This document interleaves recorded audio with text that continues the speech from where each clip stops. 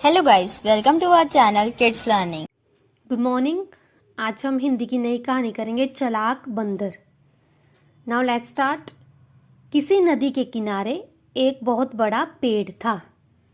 उस पर एक बंदर रहता था। उस पेड़ पर बड़े मीठे फल लगते थे। बंदर उन्हें भरपेट खाता और मौज उड़ाता। वह अकेले ही मज़े में दिन गुजार रहा था। एक दिन एक मगर मतलब मगरमच्छ उस नदी में से पेड़ के नीचे आया।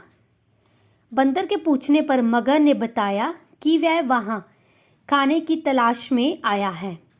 इस पर बंदर ने पेड़ से तोड़कर कुछ मीठे फल मगर को खाने के लिए दिए।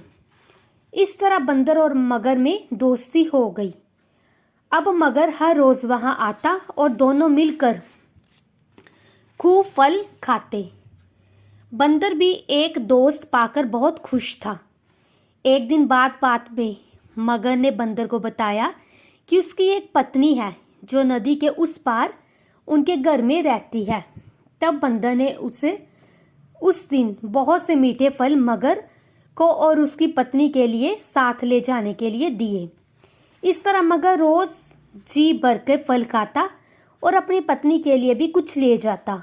मगर की पत्नी को फल खाना तो अच्छा लगता, पर पति का देर से घर लौटना पसंद नहीं था।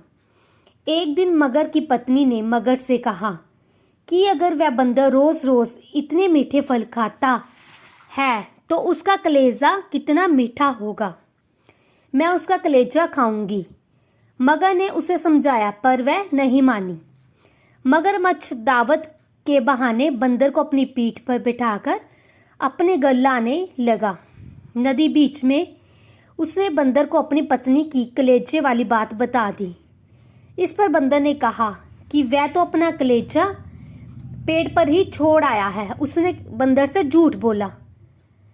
बंदर ने मगरमच्छ से झूठ बोला क्यों कलेजा का कोई पेड़ पे छोड़ के आ सकता है। उसको पता चल गया था कि उसकी पत्नी ने उसको मार के खा जाना है, तो उसने उसको झूठ बोला।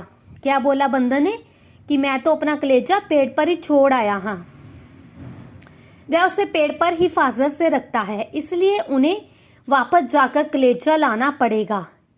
मगर बंदर को वापस पेड़ पर ले गया। बंदर छलांग मारकर पेड़ पर चढ़ गया। उसने हंसकर कहा कि जाओ मूर्ख राजा, घर जाओ और अपनी पत्नी से कहना कि तुम दुनिया के सबसे बड़े मूर्ख हो। भला कोई अपना कलेजा निकाल कर अलग रख सकता है। बंदर की समझदारी से पता चलता है कि मुसीबत के वक्त हमें कभी धैर्य नहीं खोना चाहिए।